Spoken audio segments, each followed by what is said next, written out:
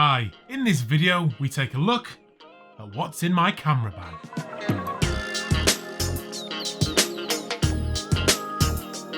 Hi, I'm Adam and welcome to First Man Photography, the channel that will help you take your photography to the next level. If you haven't done so yet, head over to firstmanphotography.com, fill in your details to join the email list, and I'll send you a free copy of the ebook on how to capture perfect exposure every time. Okay, let's get into this. So I've had a lot of requests recently about what gear I'm using. People want to know details about the cameras, the lenses that have captured particular shots. So I thought what I would do is create this video and give you a full rundown of everything that I have in my bag. It seems to be the sort of video that all photographers on YouTube seem to make, so I'm not going to disappoint and I'm going to create that video today. I'll go through the current bags I'm actually using, the camera bodies and lenses, and then also the accessories that can make or break a shot. I'll put links to everything down in the description for you to check out after you've watched the video, and I've also reviewed many of these items before, so there's loads of good stuff in the description today, so head down there and check it out. So we start with the bags. This is my recent addition to my arsenal. This is the f-stop Suka bag, and it's an absolute beast. I reviewed it recently, or previewed it recently, and it just carries everything. It's perfect for my vlogging when I'm getting out and about up the mountains. It carries absolutely loads and also has room for camping gear, outward bound stuff like that. It's waterproof. It's an absolute beast of a bag and I absolutely love it. This next one is a slightly smaller bag for the sort of day type activity. It's still got room for all your camera gear in the front here, and there's a bit of space here for other things and accessories and things like that. And it also has room for your laptop and anything else that you want to put in there. Good bag. It did me for years on its own. I did use this in some of my earlier vlogs. It's a good bag. It's not brilliant, but it's lasted me well. It's in good condition, and I still use it for those day type activities like shooting a wedding, that type of thing. It is perfect for. Then we come on to my smaller bag. I do like to travel light, as much as people have said I'm carrying loads with me at the moment, which I am because I'm shooting video apart from anything. I do like to travel light. Sometimes I will just carry this. It's another one from Lowpo. I don't know the model number, but it's a small bag that is enough to carry one camera and lens, and then there's bits and pieces for accessories. You've got room for your cards, your batteries, and then a little pocket at the front here, which often I'll just put a microphone in. Good bag. If you want to travel light, it's perfect. It's nicely padded and will do a job for you. Sometimes though, I don't want to carry any bag at all, and I'll just have my camera strap and camera with me. This is the Black Rapid Sport R. It's a great strap and goes over your shoulder, and then the camera will sit on your hip like this. Camera straps don't come much better than this. It means you don't have to wear the horrible straps that come with your camera around your neck and make you look like a tourist. Right, let's take a look at the bodies and lenses that I have in my bag. This is my current main body. It's the Canon 5D Mark IV. I still haven't released the full review of this. That is coming, I promise, but this is a truly superb camera. It's pretty much the best camera I have ever used. Autofocus spot on, lots going for it. I won't spoil the review, but amazing camera, sadly with a price tag to match though. I currently have on here the 17 to 40 millimeter L lens, and that is at the moment my main landscaping lens. And I have attached the circular polarizer to the front, and this is a great lens as well. It's really reasonably priced now, and it does a job. The 17 millimeters is pretty wide. You can get some really good landscapes, and if you attach this to a cropped body, it's also a pretty reasonable walk around lens. So a good little combo there. So if we start over this side, I have the Canon 400mm f5.6, and this is my wildlife lens. And it's pretty, I've said before, it's pretty much, I think, the best wildlife lens out there, due to the weight, the quality, the cost, all put together.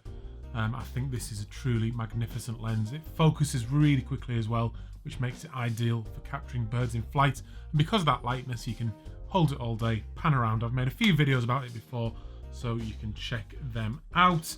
We have the Tamron 24 to 70mm lens.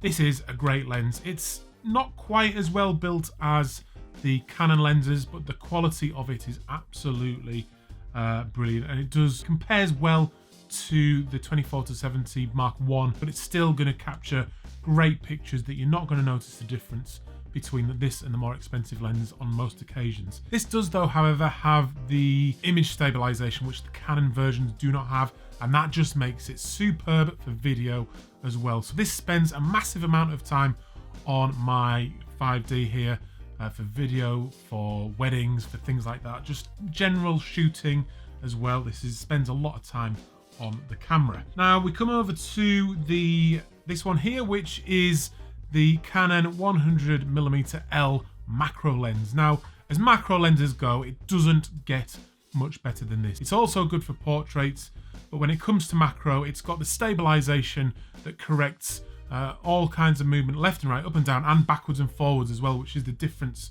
with this hybrid IS in here, which just makes it perfect for macro photography. This is the lens I use for all my water drop photography as well. In the videos, when you see panning shots of all the other gear, this is generally the lens that is filmed on.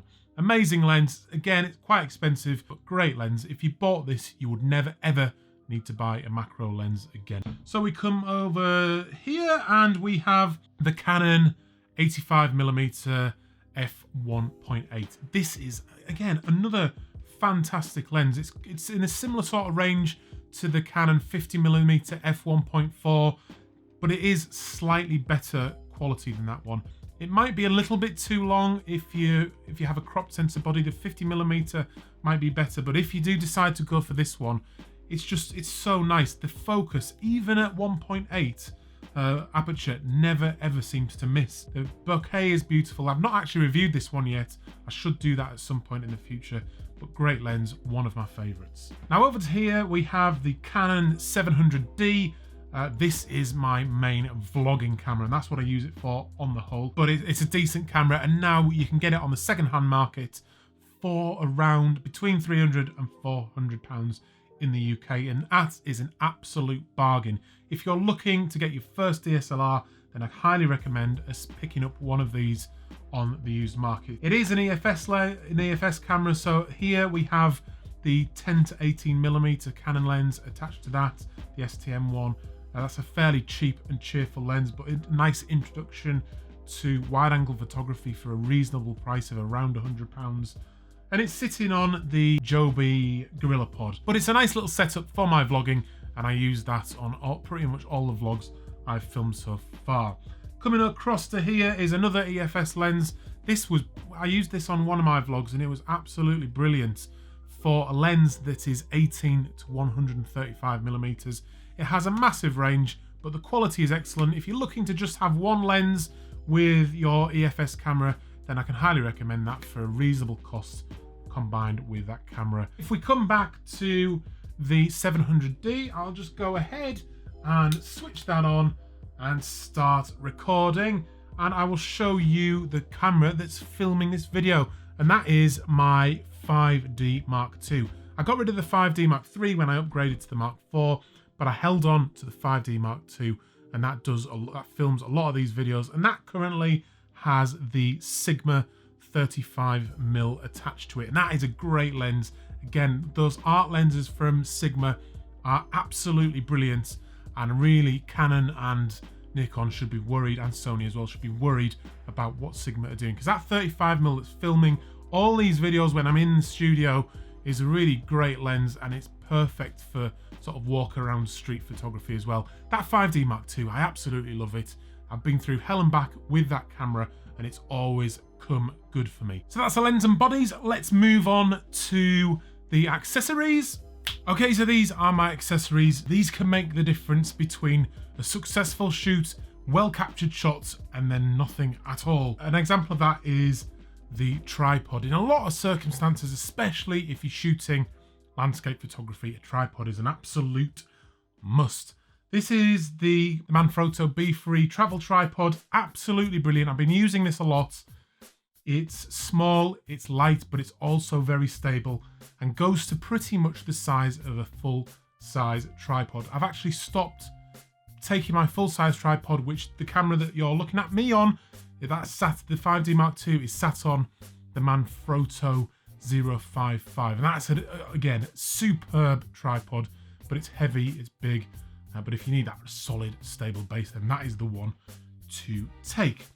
Filters are another thing if you're into landscape photography. This is a Koken system that has the sort of filters that fit into the bracket that fits onto the front of your lens. And then you have the filters that you sort of slide into that. And that's what a lot of people use. Systems like Lee, like Nissi. I much prefer, however, the screw-in filters. I know that's some people may find that strange, but it's just how I roll. You've already seen the circular polarizer screw-in filter. I'm just dropping some of them on the floor. I also have this infrared one as well. That's the Hoyer R72, good infrared filter. And then I have these two neutral density filters. One's a 6-stop, one is a 10-stop. They both screw in, and you can also stack them to make it a 16-stop. The reason I like screw-in filters more is look how small they are. That's 4 filters there compared to that one big thing that you need to take with you. And I just find that screw-in filters do that for me. There's no faffing about with attaching different bits and pieces to the front of your lens and sliding in and out. For some reason, I just prefer screw-in filters, and that's that. The next thing is this, which is an Anker battery. And all that is a rechargeable battery that will charge up your iPhone, your Android, your iPad, that kind of thing. And when you're in the field and you need that extra power, this is brilliant. It's about £20, but plug this little bad boy in and you've got juice again to keep you going, keep you flowing.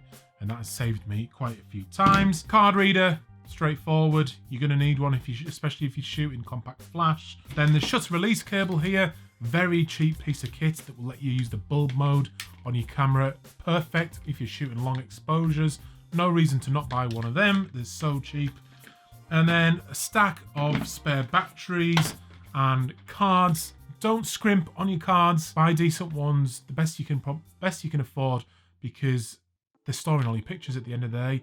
And if they fail, all of this becomes absolutely pointless when your images disappear from a cheap rubbish card. So don't scrimp on your cards.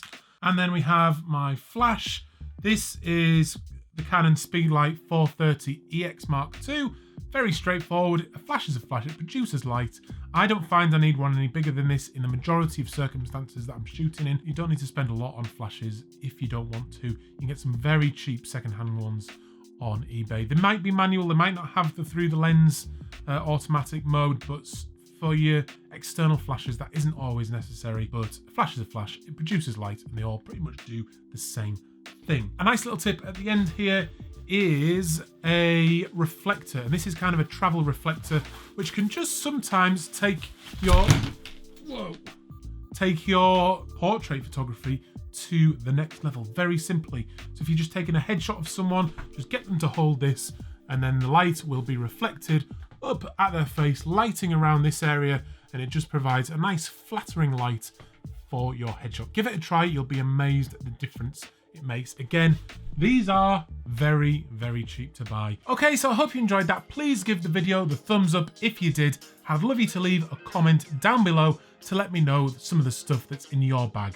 What's your favorite camera? What's your favorite lens? And what is your favorite accessory? I would really like to know. Please also subscribe to the channel if you haven't done so already. There's new videos going up every Wednesday and every Sunday, and I'll see you on another one very, very soon. I'm Adam. This is First Man Photography.